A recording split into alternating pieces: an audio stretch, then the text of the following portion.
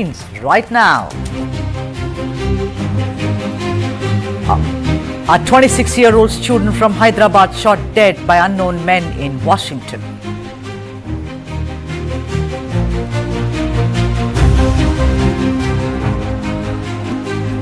A few leaders in Karnataka Congress raise a banner of revolt against state-in-charge Randeep Surjewala over allegations of bias for Deputy Chief Minister DK Shivakumar.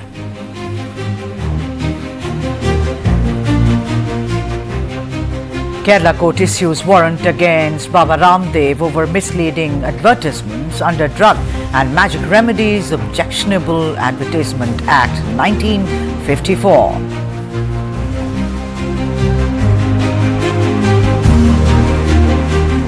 In a horrifying incident in Uttara Kannada, pregnant cows slaughtered and then transported for meat. Villagers protest demanding strict action.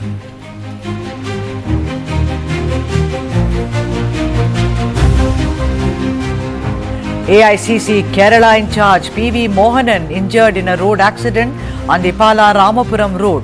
Mohanan's condition said to be stable.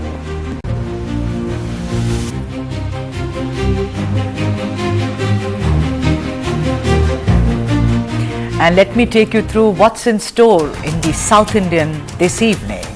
Vijay makes his political debut in Parandur, supports farmers and slams Dravida Munnetra Kazhagam government over airport project.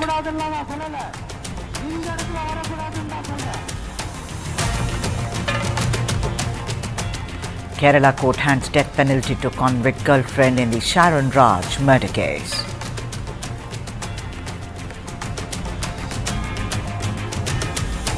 Turmoil in BJP Karnataka increases. Will BY Vijayendra be able to survive the small rebellions?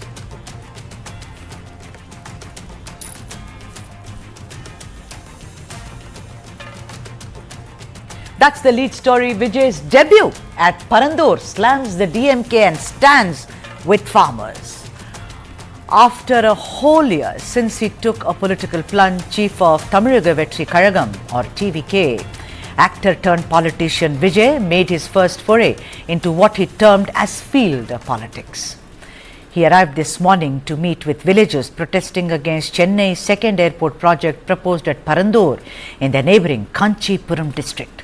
In a meeting which was organized at an open ground on the premises of a private wedding resort in Parandur, as he was denied permission at Ekanapuram, Vijay addressed residents of 13 villages including Parandur, Ekanapuram, Nelvoy, Valattur, Madapuram and Akamapuram, who have been protesting for more than 900 days against the acquisition of farmlands for the proposed airport, nearly 70 kilometers away from Chennai. Also, of course, the death by suicide of K. Divya, Vice President of the Ekanapuram Panchayat, has cast a long and sorrowful shadow on the struggles faced by residents protesting the proposed Parandur International Airport. The 29,144 crore Greenfield Airport project is slated to be constructed over 2,172.73 hectares of land, the permission for which was ratified by the central government, which in turn granted site clearance approval to the Tamil Nadu Industrial Development Corporation Limited in August of last year. As a result of which the Tamil Nadu government issued notices for acquiring more than 4,000 acres of land. Vijay, while addressing a huge rally, made one thing clear, that he was not against development, but added that projects such as the proposed Parandur Airport should not come up at the cost of farmers, fertile lands or environmental degradation. He stood in solidarity with the farmers and said that TVK will not hesitate to take up a legal fight against Parandur Airport project, and reiterated his stand by saying, I am not saying we don't need airports. I am saying it is not needed here meaning Parandur. He trained his guns at the ruling DMK and labelled them as anti-people for trying to bring the airport by destroying 90% farmlands and water bodies. He also highlighted what he said was DMK's double standards. He said, and I quote Vijay here, when the DMK was in the opposition, they were allies of the farmers, but now after assuming office, they have turned against them. He also pointed out that while the DMK opposed tungsten mining in Madurai, they supported the Parandur airport project, which has similar environmental impacts. You know what? This is not just a development versus human lives question, but also the debut of a big actor who has taken on his first public cause. Will it yield results? That's the question that we are asking. Let's debate. D. Jagadiswaran, spokesperson for TVK in Tamil Nadu, is with us, and also KV Lakshmana, senior journalist, is also with us on the broadcast. A very, very warm welcome to both of you. I would just like to first go to Lakshmana. Lakshmana, I want to ask you that, I think I'm not getting into the development versus the farmers angle right away, but Vijay has asked a very pertinent question. When you, DMK, can protest against tungsten mining, when you, DMK, went hammer and tongs in Thoothukudi during the Vedanta, the shootouts which happened, in which a 17-year-old teenager was shot dead. I mean, Kanimuri went there, actors went there. How come they are keeping completely quiet so far as Parandur is concerned? 900 days of protest, although the finance minister of Tamil Nadu has assured them that they will be compensated. I wonder why the farmers are not blinking, Lakshmana. As what Vijay has said, in politics, it all depends where you stand. Where you stand depends on where you sit. So it is quite natural for DMK to be doing what it has done. While in the opposition, it needs to be in the public space and to be seen with the people. So it would be seen as absolutely pro-people. But the moment it has come into the power, I mean, the shoe is on the other foot now. Now, Vijay very smartly has begun his first public action, which is going to be from today, because the project will take about 5 to 10 years to come up. But the protests before that are going to be played out till the run up to the elections. So he has picked up an issue on which the DMK will find it very difficult to explain to the people. No, especially yeah, good point. Lakshmana, that's a good point, that it's a run up to the 2026 election. But don't you see the double standards of DMK here? I know that development is a big issue. I know that they are saying every other metropolis has big airports. The space that we had in Parandur, which is near Kanchipuram, was small. Therefore, we wanted to expand it. I take all those points. But the point of the matter is that if you call yourself a people's government, then why the double standards, Lakshmana? No, this DMK will have to come out and explain to the people why. I mean, this is where I think Vijay has scored, where the other opposition parties like AIDMK and even BJP have he's stolen a march over the rest, at least on this particular issue, because this is going to be developing, as you mentioned, as a development versus this debate. So I think Vijay has done the right thing for himself as a politician. All right. To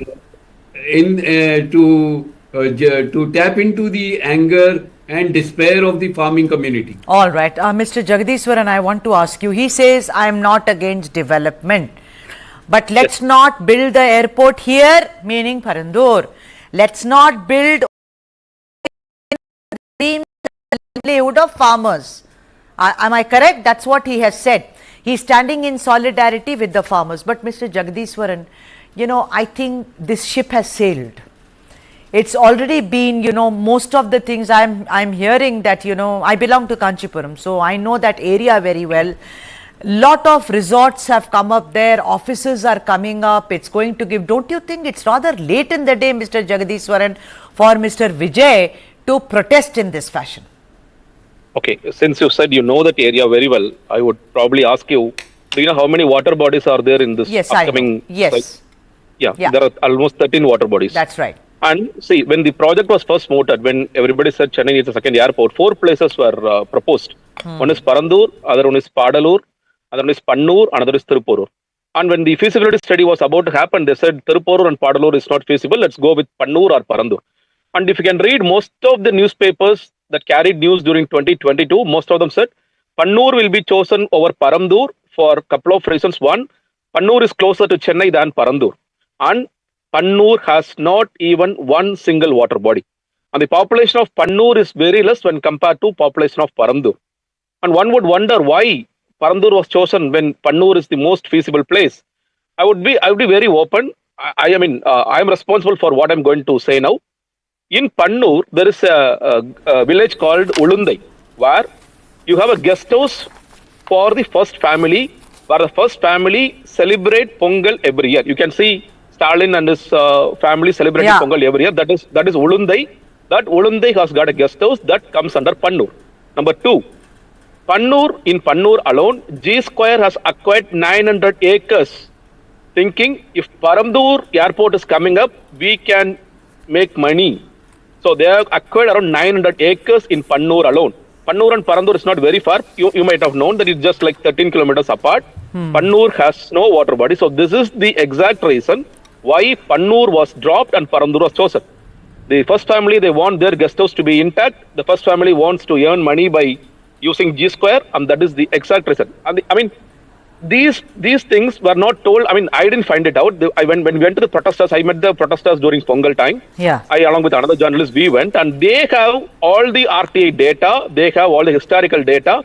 They are saying, sir, when we were expecting Pannur to be the proposed site, unfortunately, Parandur was, and that is why we need to protest. And you might wonder, see, the protesters, we know who are the protesters in Parandur. They are from DMK actually. The guy who is leading this protest, his name is Kadiresan. He is actually a DMK guy. He's a third-gen politician from DMK. He's saying, sir, more than my party, I want my village to be. I don't want to lose my village. So there are people from DMK, ADMK, PMK, all other parties who are more for Ekanapuram or other villages rather than saying we are for DMK or we are for ADMK. And that is how this protest has now gone up to 9-10 days. And we in our meetings, we already told we will be in solidarity with the Parandur people, and that is what we did today. When we asked people, will it make any impact? People said, sir, if your leader is going to come here, this project might even stop.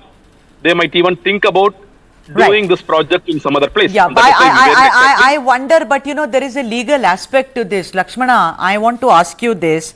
That there is, if you go by the legal thing, by the Land Acquisition Act, it points out very clearly that agricultural land cannot be acquired for development projects in certain cases to ensure food security. I want to know where are the acquisition papers, who signed on them, what happened, before you start the project. It seems to have done in a kind of a subterfuge has been created in the whole thing. Like Jagadishwaran has said very clearly that not Pannur, because Pannur, the first family has a guest house. They want to keep it very secure, maybe away from public gaze when they go there for their private kind of get-togethers or family lunches and dinners. But there is something called law of the land, Lakshmana. What happens to that?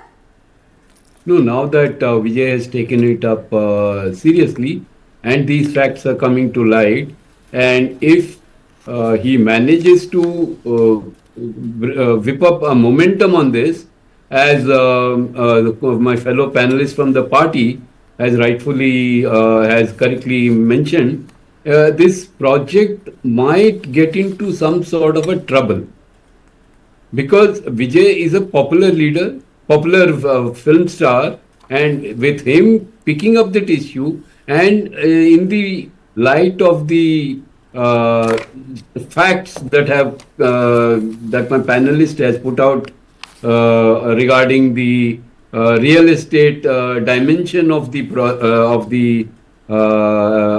protest, and also the real estate interests of the first political family of DMK. When this is woven into a major issue, then surely the other political parties will also jump in. So I suspect that this is just the starting of a bigger movement, All right. especially Okay. timed for the general election. Right. You know, Jagdishwaran, Finance Minister of Tamil Nadu, Thangam Tenras, has said that it is very imperative that we have this airport. When you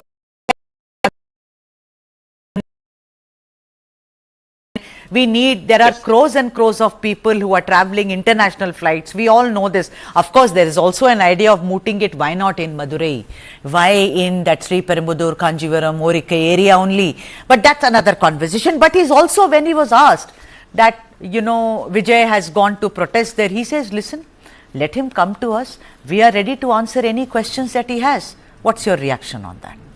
See, number one, Tangam Tenarasu was saying, we are going to protect these water bodies. I don't understand what he means. See, of the 4,700 acres, there is going to be concrete put over all the water bodies. And that is how you run an airport, right? You need runways, you need flights to run, right? They are going to close these water bodies completely. I don't understand what he says. We are going to protect these water bodies. What, they're going to take the water from here and put it, are they going to put it somewhere? I don't understand that, first of all. Number two, there is a canal called Kamban Canal, which is 1,200 years old. It was done during the, Raja's period. So that canal, it supplies water, takes water from 85 water bodies. And out of the 44 kilometers canal, 7 kilometers is getting cut off because of Parandur Airport. And when the same question was put to Thangam Tennarasu or to the officials involved, they don't have an answer. See, if this is going to cut off, it might cause another Chambarambakam. Like what happened in 2015, we all know. What happened whenever there is a flood? I mean, Parandur is more flood-prone area. And if Kamban Canal is going to be cut off, we don't know where that water will go, because that is connecting 85 water bodies and it finally goes to Chambarambakam, finally goes to the sea. Yeah, Jagdishwaran. We don't have an answer. We don't have an answer from Thangam Tennarasu for this. Right. He's saying, come up, see, this project has to be scrapped. See, we are saying, because what will you do with this water bodies? He's saying he's going to protect the water body. How? When we ask how, he's not answering that question. All right. You know, Jagdishwaran, I have 2 minutes left. I want to ask you another very crucial question. The thing is, he said all the farmers will be, you know, compensated very well. The problem is, which I have read the stories, and while traveling there, they said, we don't want compensation. I'm not ready to give up my fields. This is my home. My grandfather tilled this land. You know, my son may be studying computer engineering, but this is mine. I don't want to give in to this. But tell me something, then where do you balance it out? I know that the very project seems all faulty, but remember, Jagdishwaran, you know what Chennai has become? All the water bodies have been destroyed, not just by both the Dravidian parties have done it. AIDMK, DMK, they ruined it. This year, you see year after year, there is flooding in Chennai.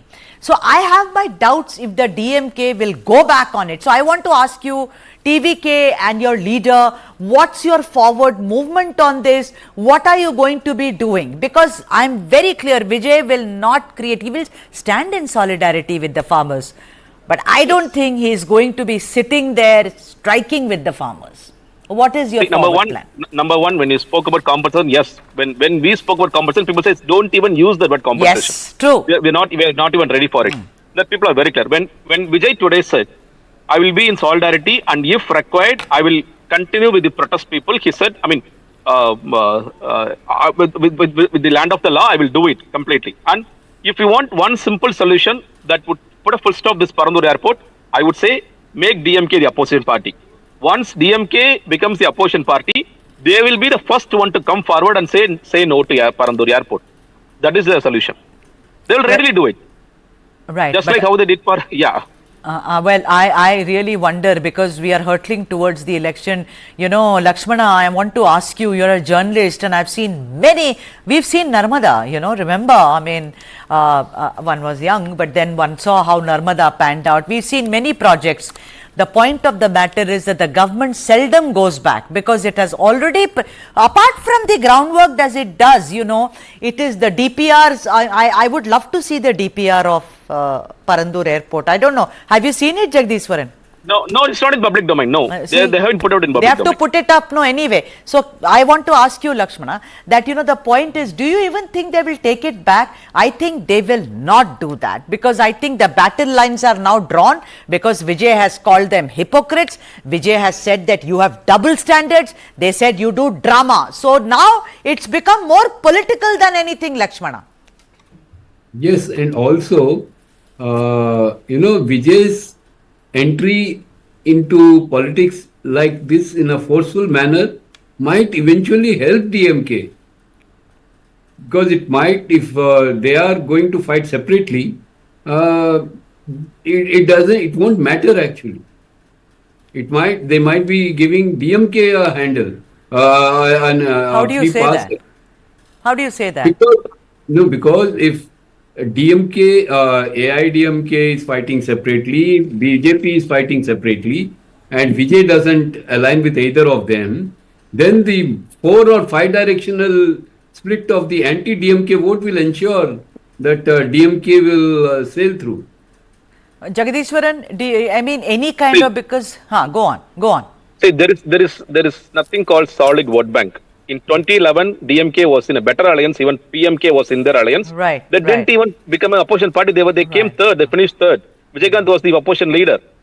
In 2017, they lost deposit in RK Nagar by-election. So DMK started winning only in 2019. They were winning consistently only from 2019. I think we are jumping the gun right now. Elections, I'll do lots of stories with both of you, but I want to ask you, Jagadishwaran, the point of the matter is, what is your party and what is your leader doing in substantive way for the farmers there? Divya, for instance, what an unfortunate death by suicide. Mental agony is what her relatives are saying that she went through when she took her life. She was fighting for the cause. We've all read her story, but farmers, all these people, they don't seem to be having a voice really. What is your leader doing? That is really standing with farmers in solidarity. Yes, see, this is the first time he is coming for the farmers, I would say, from the Parandur airport. It's not just a message to the people of Parandur or people of Kanjipuram. This message is for the entire people of Tamil Nadu. When question is asked, what is your take on farmlands or on water bodies, this is our answer. We'll continue to work for the farmers. Even in our meetings, we told we have to save one was Parandur, another one is the Neyveli project. So we will stand with the farmers. Our party as well as our leader will continue to stand with the farmers. On that note, thank you very much, Jagadishwaran, for joining us on this broadcast, and KV Lakshmana also joining us for this broadcast. Thank you indeed. And let's now go towards our next story, which is coming from Kerala. Kerala court hands death penalty to convict girlfriend in Sharon Raj murder case. What's the story?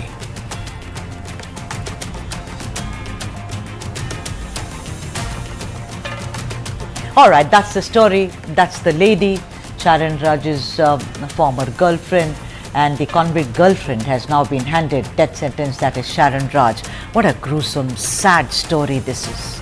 A sessions court in Kerala announced its verdict in the Sharon Raj murder case today, handing a death sentence to 24-year-old Grishma, who was found guilty of murdering her boyfriend Sharon Raj in the year 2022. Grishma's uncle, Nirmala Kumaran Nair, was also found guilty of abetting and handed a jail term of 3 years. According to the prosecution, Grishma, who hails from Kanyakumari, and Sharon, who was from Thiruvananthapuram, entered into a relationship while they were studying in college. But in March 2022, Grishma's family fixed her marriage and she consented to the match. According to the prosecution, Sharon refused to end his relationship with Grishma, because of which Grishma started planning Sharon's murder in order to get rid of him. She allegedly did extensive online searches on the effects of painkillers on the body and attempted multiple times to poison Sharon, even sometimes lacing his water and juice with tablets. The police in its investigation found that Grishma lured Sharon to her home in Tamil Nadu's Kanyakumari district on 14th of October and served him poison-laced Ayurvedic drink. Sharon began showing signs of poisoning after he left Grishma's house and was vomiting constantly. Despite being admitted to hospital, Sharon finally died of internal organ failure on 25th of October 2022. Before his death, however, Sharon had raised suspicion that he was poisoned by Grishma and told a friend that she had cheated on him. While announcing the sentence, the court said that Grishma had cheated on a person who loved her and that she did not send out a good message to society. Considering this as the rarest of rare cases, the court said that her age, however, cannot be taken into consideration and therefore handed her the death penalty. For more on this, my colleague Vivek Narayan is joining us live on this broadcast. Vivek, throughout this, the court said it is her age, she is very young, she is from an educated background, she has a long life to look forward to, and she has all the signs of reforming. But the court said, no, death sentence it is. What do you think was the most gruesome aspect of it? Do you think, Vivek, it is because of the pre-planning that she did? Apparently, she tried poisoning on him several, earlier also, and ultimately he succumbed, Vivek Narayan. That's right, Sudha. It is the gruesomeness of this particular murder is, it's mainly because earlier there was 2 attempts to murder him. That was in both the attempts, this girl had tried to use juice along with poison, and in both the attempts, she had failed, and then only, she had actually called him to his house and mixed, poison in the Ayurvedic drink. Now, remember, Grishma was sentenced to death for the murder of Sharon Raj, and has been sentenced to undergo rigorous imprisonment for a period of 10 years and was slapped a fine of 1 lakh for kidnapping. Now, this is only for kidnapping, but later the judge has pronounced the verdict, of capital punishment. This is the rarest of rare case, if you could say.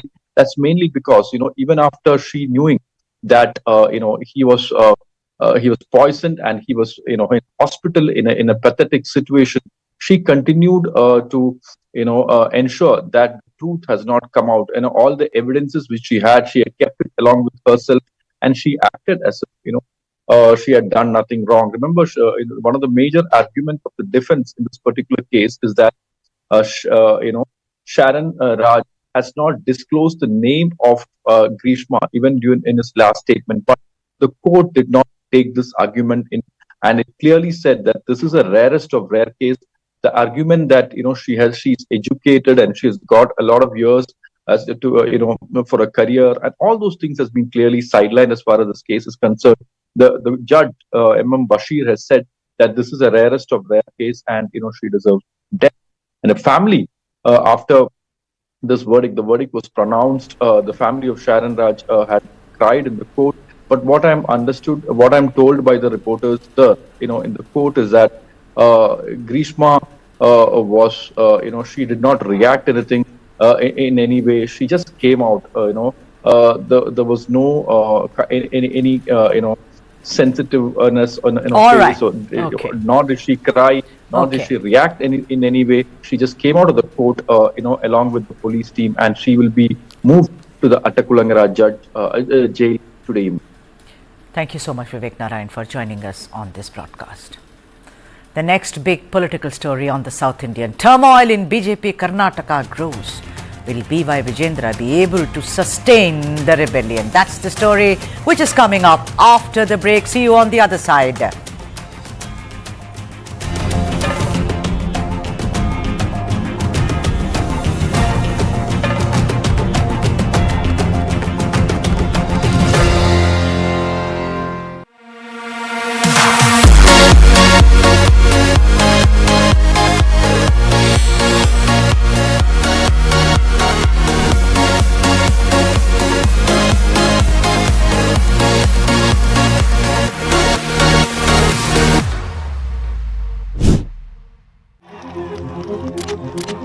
We have people coming in, millions and millions of people coming in. A dictator showing for one day, and I'm going to close up the border, and I'm going to drill, baby, drill, and after that, I'm not going to become a dictator.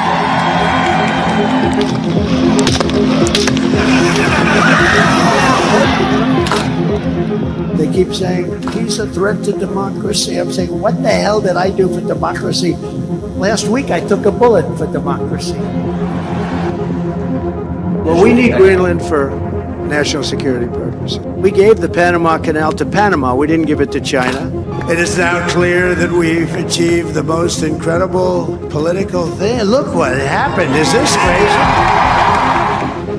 This American carnage stops right here and stops right now.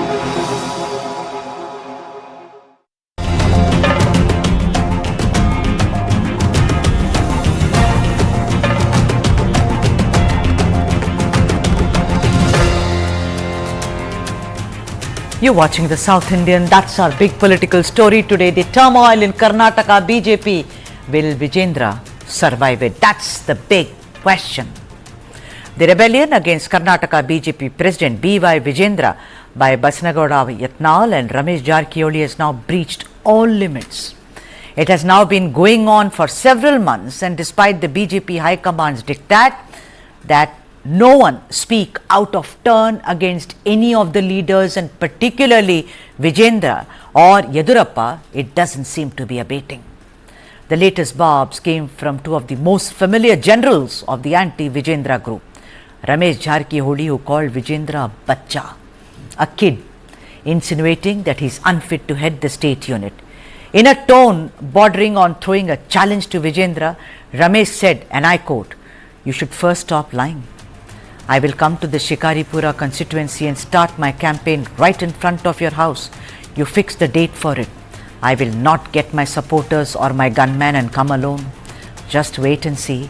I will begin my tour from your place. I cannot stoop any lower to indulge in politics like you. I don't have respect for Vijayendra, but I have respect for the party state president's post. The party leadership should replace him." Strong words. Then came yet another attack, and from Yatnal, who has never minced his words about what he thought of BY Vijayendra. He said, and I quote him, "We cannot accept him as BJP state chief. It's not possible. How can we accept a man who sent his father to the jail by making duplicate fourth signature?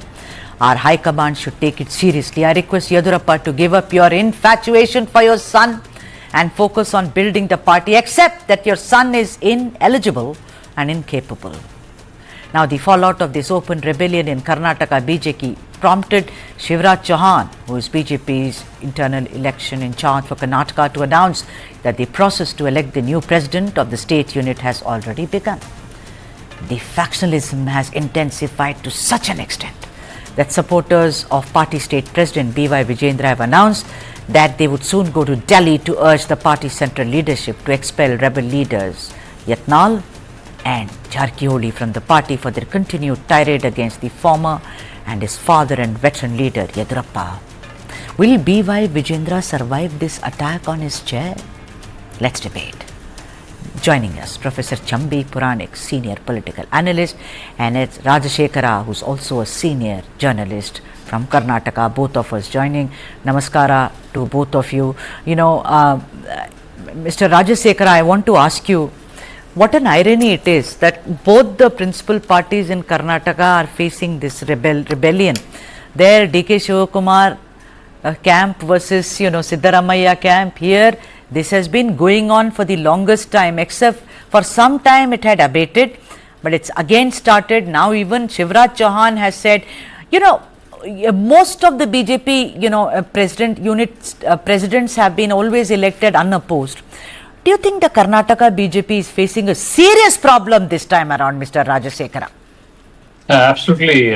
What has happened now, you mentioned about Congress, at least they are in power, so they have a reason to fight among themselves, to have a stake in the government, stake in the party.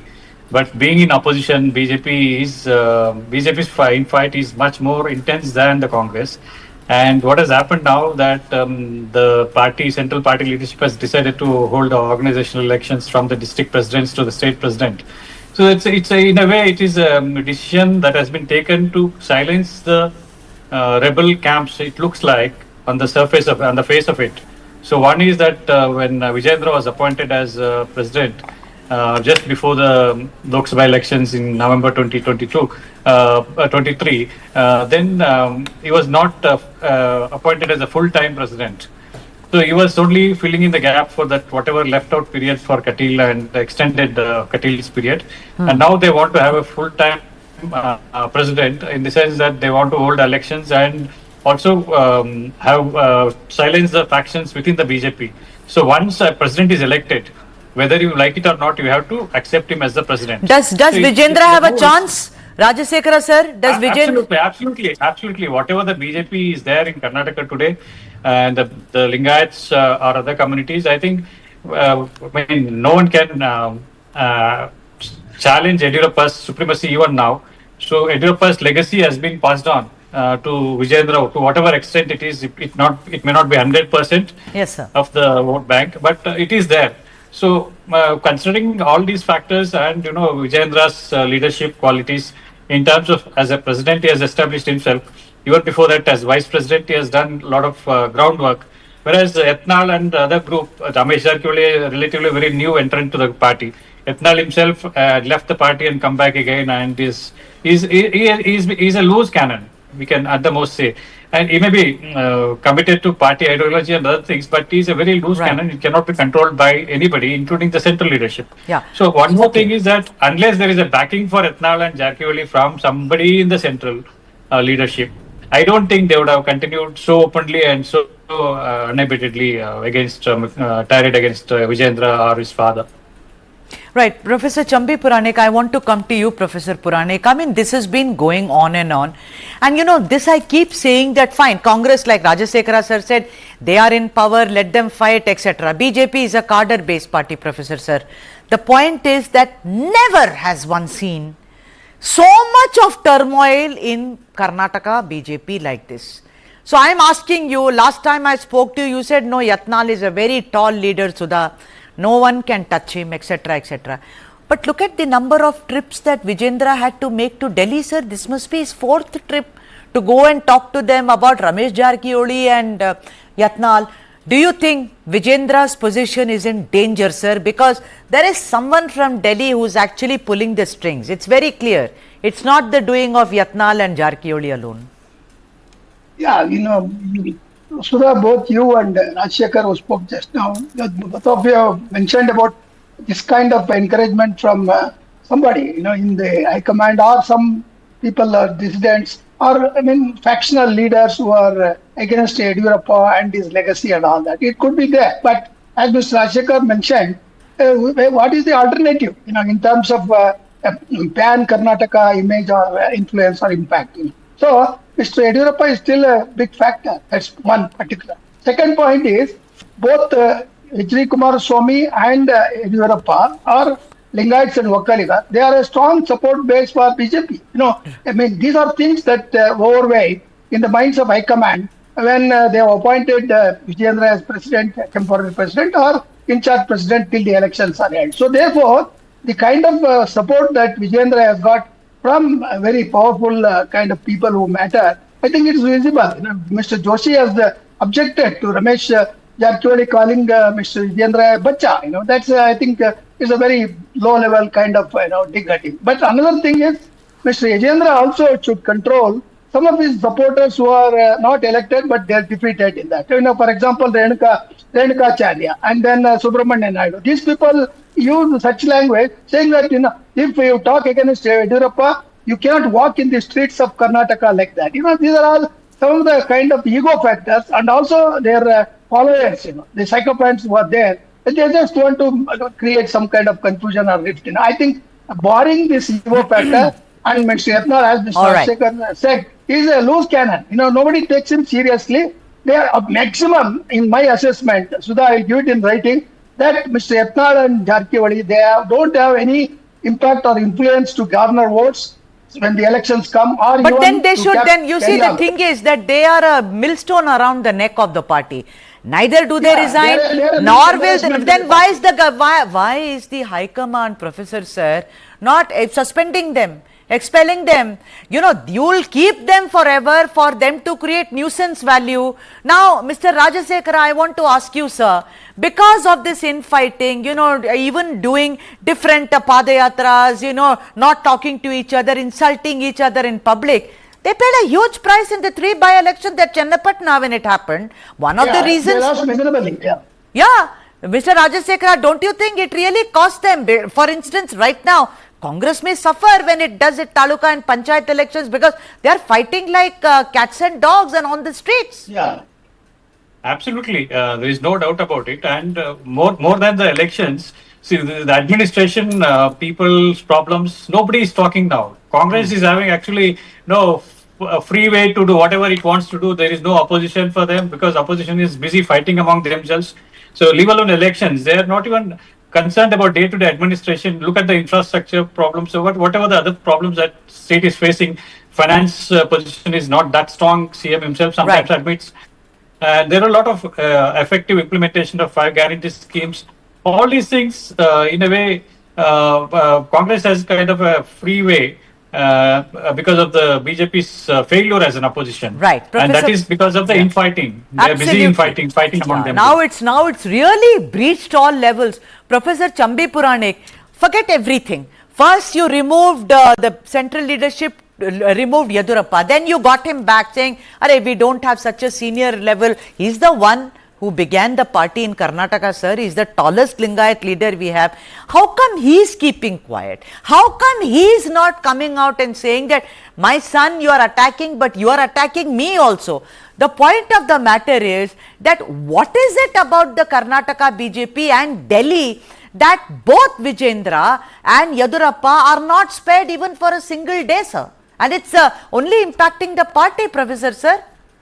Yeah, I agree. But the point is, if you attack Vijayendra, it is not against Yadurappa. It is against the national, whatever president is there or high command is there and all that. So that means to say that they are going against the top leaders of BJP at the national level, and they know very well that their influence is restricted to 2 or 3 districts. Beyond that, they don't have any kind of influence. So for North Karnataka, Mr. Yadurappa is just a very big mascot and still he matters, and it has been proved in the Lok Sabha elections. So losing all the 3 by-elections is the local factors have worked out, and also the kind of campaign that DK Shivakumar, in order to establish his whatever kind of hold on the party and also impact on the government, I think he has done marvelous work. That is the ground level. And the same capacity is there for BJP, which is already there in the cadres. I don't think cadres are against Vijayendra or Yadurappa or the people who are supporting majority. But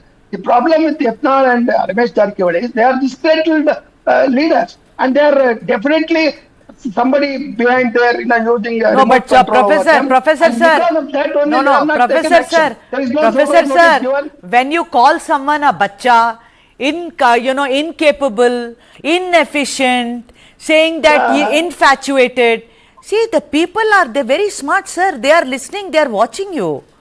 So but the credibility of Sudha, 1 minute. The credibility of Yatnal and Ramesh Jarkiwade is not that strong. Mr. Rajshekhar has already mentioned he's a loose cannon.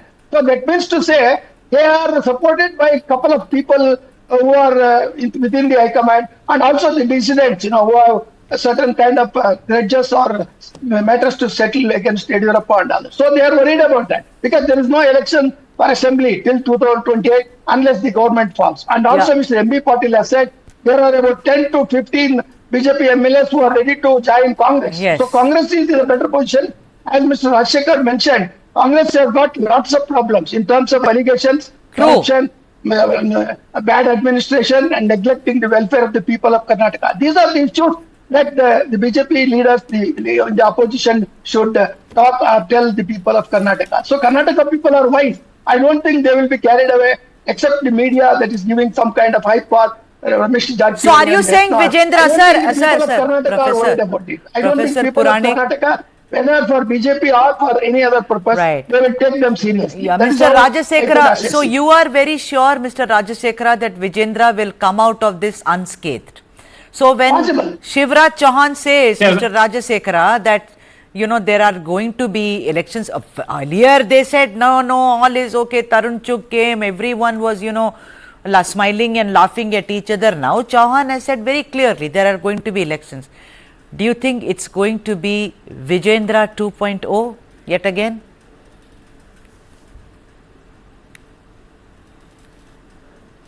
Professor Puranik, would you like to take that question? You're asking Rajshekhar or me? I'm asking you, sir.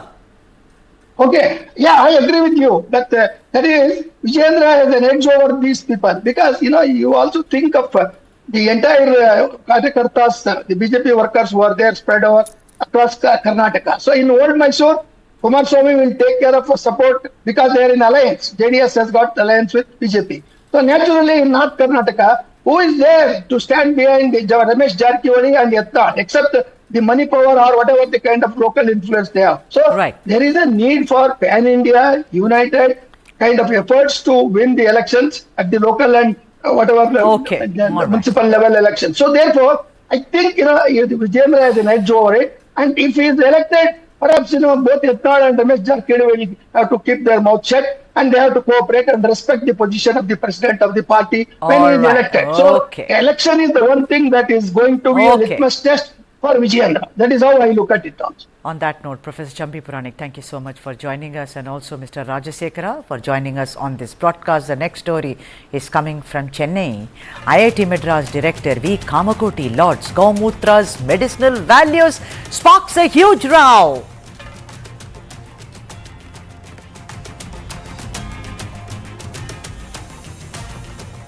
Alright, that's the story. That's the man, Professor Kamakoti, IIT Madras Director, who lauds Gaumutra for medicinal values. A video clip of the IIT Madras Director V. Kamakoti praising the medicinal value of Gaumutra, that is cow urine, while speaking on protecting indigenous breeds of cows and the significance of switching to organic farming, has started an intense debate about science versus beliefs. Professor Kamakoti was addressing an event and narrated an anecdote from the life of a sannyasi and said the ascetic, when he had high fever, consumed Gaumutra and he was cured. Kamakoti added that Gaumutra has antibacterial, antifungal and digestive properties, and it is useful as a medicine for conditions such as the irritable bowel syndrome. Take a look at the video and we come back. Sannyasi vandara. அவர் வந்த உடனே அவர் நல்ல ஜுரம் அடிச்சுதான் உடனே ஒரு டாக்டரை கூப்பிடலாமான்னாரா. அப்பா அந்த சன்னியாசி பேர் மறந்து போயிடுத்து. அப்பா உடனே சொன்ன உடனே கோமூத்திரம் பிபாமி அப்படின்னாராம். உடனே போய் அங்க மாட்டுல சிவாஸ்தானத்துல கோமூத்திரத்தை எடுத்துன்னு வந்தாராம். கடகடன்னு குடிச்சாராம். 15 நிமிஷத்துல ஜுரம் போயிடுத்தான். அதனால anti bacterial, anti fungal, digestive, இந்த ஸ்டொமக் இரிட்டபிள் பவுல் சிண்ட்ரம், இது மாதிரி பல இதுக்கு நமக்கு கோமயம்ங்கிறது நமக்கு பெரிய மெடிசன். இந்த மெடிசினல் வேல்யூ நம்ம எடுத்துக்கணும். Both the DMK and Congress have of course slammed Professor Kamakoti for what they say are regressive statements and peddling pseudoscience. The Dravida Kazhagam, meanwhile, has even threatened an agitation if the director of IIT Madras doesn't take back his statement. You know what? The danger of such statements is that coming from a man who's director of an IIT, will they send out a message in favor of a belief which has little or no scientific basis in public sphere? Let's debate. Rahul Ishwar, author and activist, is joining us for a short interaction. Rahul, thank you so much for joining us on this debate. What do you think? It actually made me laugh when he said gada gada gadan kudichana, which means he drank it like that. I mean, drama, but this is dangerous. I mean, unless it's proven right. Sudhaji, I'm a person who respects cow. Like Mahatma Gandhi, we all should respect cow, and I believe, cow is our mother. At the same point of time, we shouldn't push non-data oriented, non-empirical stuff into the public domain. Please, I believe he should, I honestly believe he should have aired it as a cultural statement rather than something that has medicinal value or scientific statement. I have grown up saying Vande Mataram and Vande Go Mataram. I have the highest respect for the cow, but it is up to us that we shouldn't make it a laughing stock. We shouldn't make it any kind of degrading in the eyes of the others. So yes, I don't need any medicinal value or scientific value to respect cow. I really consider it as a part of our culture. It is even enshrined in Indian Constitution in Article 48 by Baba Sahib Ambedkar, as a part of our as a part of our directive principles of state policy. So I believe such things, he should have been more careful. He should have been more, Yeah, but Rahul, he should have been circumspect also because he's director of IIT, which is a scientific oriented institution. Suppose he was a dancer, singer, and someone said it. My problem is Professor Kamakoti is from IIT Madras, for God's sake. Not many people get into it. He's director of it and he's talking like this. What if someone influenced by him says, because Professor Sir is saying so, my child has fever, I will go and get some gaumutra and feed the child. Or I think he should be more responsible, I say. We all revere the cow or we may not. But the point of the matter is that we need to zip up and know what we should be speaking about. True, Sudhaji. I remember I believe we all remember the movie K'taka from Surya, where Surya is getting introduced to Jyotika, and Jyotika says, "No, I have finished from IIT Madras," and that's the moment when their love starts. So IIT Madras is an iconic institution, an institution that's spearheaded along with all the other things of scientific temper. I am a cultural activist, but I would humbly urge Kamakoti ji to at least walk back on his statements or issue a clarification or issue some kind of a clarity in this, because ordinary people will definitely, it will go as WhatsApp forward saying that IIT Madras found Gomutra to have medicinal value. See, we should respect cow, we should respect bull for Jallikattu, we should respect elephants in Kerala's temples, but at the same point of time, we shouldn't fall prey to the WhatsApp forwards of the yester century. Even though there was no WhatsApp at that point of time, we need not fall for that. I'm a practicing Hindu, I'm a proud Hindu, I'm a believer. I respect how at the same point of time, we should maintain decorum, decency and data-driven approach when we are speaking from the altar of IIT Madras. Even though it happened in Mattupongal occasion, I believe Kamakoti sir could have been a bit more cautious when he is touching such sensitive topic. Yeah, thank you so much. Very well said. As always, Rahul Ishwar, thank you so much for joining us on this broadcast. And the next story is going to make all of us smile, at least me. Superstar Rajnikant remembers his school days, expresses gratitude towards his teachers. That's coming up.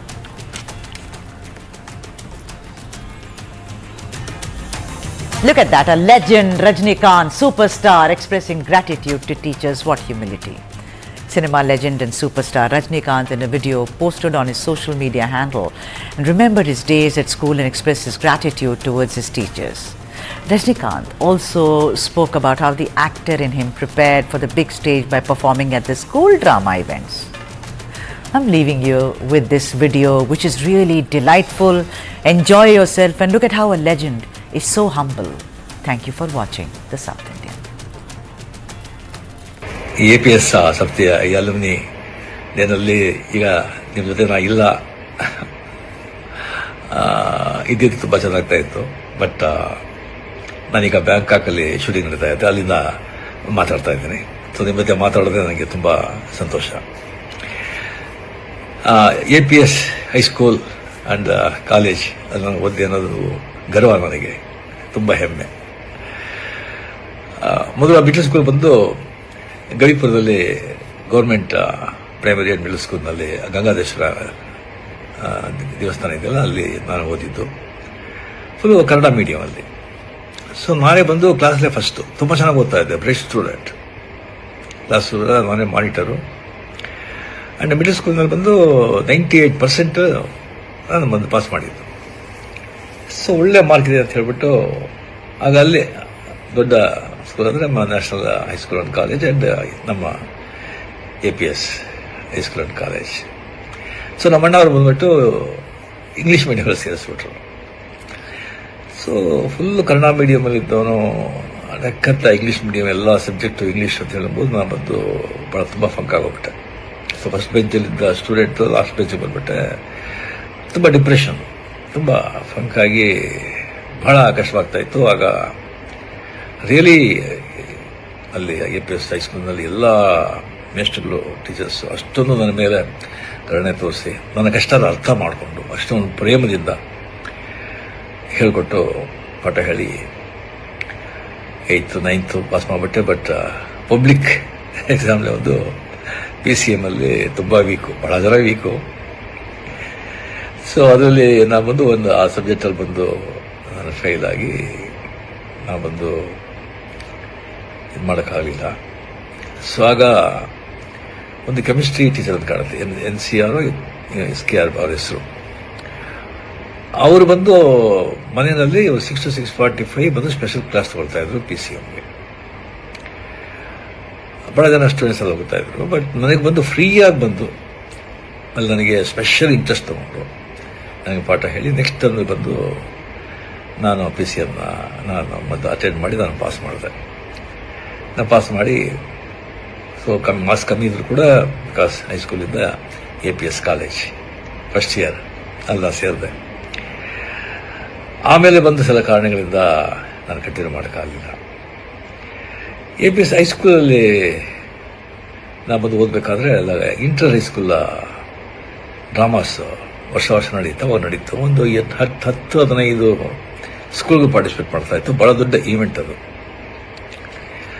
ಆಗ ನಾನು ಬಂದು ಕತೆ ಹೇಳ್ತಾ ಇದ್ದೆ. ಭಾಳ ಕ್ಲಾಸಲ್ಲಿ ಬಂದರೆ teacher ಬರೆಸು late teachers ಬರೆಸು late ಆಯಿತು ಅಂತ ಹೇಳಿದ್ರೆ ನಾನು ಬಂದು ಪಿಕ್ಚರ್ ನೋಡಿದ್ದು ಯಾವುದಾದ್ರು ನಾವೆಲ್ಲ ಓದಿದ್ದು ಬಂದು ಆ್ಯಕ್ಟ್ ಮಾಡಿ ಕತೆಗೆಲ್ಲ ಹೇಳ್ತಾ ಇದ್ದೆ. ಅದು ಹುಡುಗೆಲ್ಲ ಭಾಳ ಸಂತೋಷ ಆಗ್ತಾಯಿತ್ತು. ಅದು ಒಂದು ಮೆಸ್ಸಿಗೆಲ್ಲ ಗೊತ್ತಾಗ್ತಾ ಇತ್ತು. ಅದಕ್ಕೆ ನಾನು ಬಂದು ಡ್ರಾಮಾಗೆ ಬಂದು ನನಗೆ ನೀನು ಮಾಡು ಅಂತ ಹೇಳ್ಬಿಟ್ಟು ಆದಿಶಂಕರ ಚಂಡಾಲ ಭೇಟಿ ಆಗೋದು.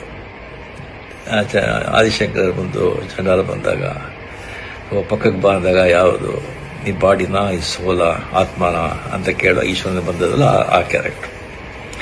ಸೊ ಆ ಚಂಡಾಲನ ಕ್ಯಾರೆಕ್ಟರ್ ನಾನು ಮಾಡಿದೆ. ನಾನು ನೋಡಿದ್ರೆ ನಾನು ಚಂಡಾಲ ಥರ ಇದ್ದ ಕಾಣುತ್ತೆ. ನನಗೆ ಬಂದು ಆ ಕ್ಯಾರೆಕ್ಟರ್ ಮಾಡೋಕ್ಕೆ ಹೇಳಿದ್ರು. ಸೊ ಭಾಳ ಸ್ಕೂಲಲ್ಲಿ ನೋಡಿದ್ರು, ಭಾಳ ಅಪ್ರಿಷಿಯೇಟ್ ಮಾಡಿದ್ರು. ಆಮೇಲೆ ಪಾರ್ಟಿಸಿಪೇಟ್ ಮಾಡಿದಾಗ ಇಂಟರ್ ಹೈಸ್ಕೂಲ್ ಡ್ರಾಮಾ ಕಾಂಪಿಟೇಷನಲ್ಲಿ ನಮ್ಮ ಡ್ರಾಮಾಗೆ ಪ್ರೈಸ್ ಬಂತು. ಶೀಲ್ಡ್ ನಾವು ಬಂದು ಗೆದ್ದು ನನಗೆ ಬಂದು ದ ಬೆಸ್ಟ್ ಆ್ಯಕ್ಟರ್ ಅವಾರ್ಡ್ ಕೊಟ್ಟರು, ಒಂದು ದೊಡ್ಡ ಕಪ್ಪು.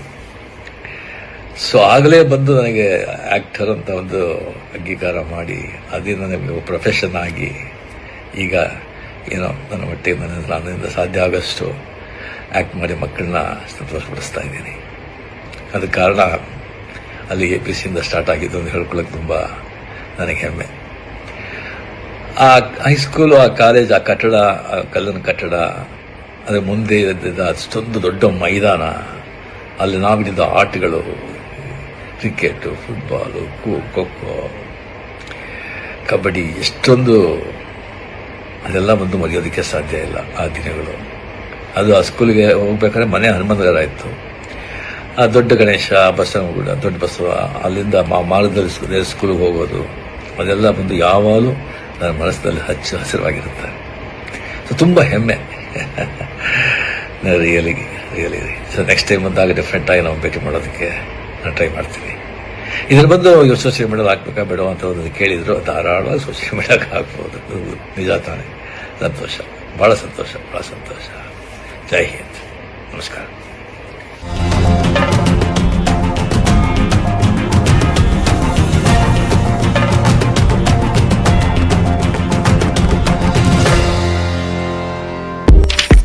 Your promise is IGI certified.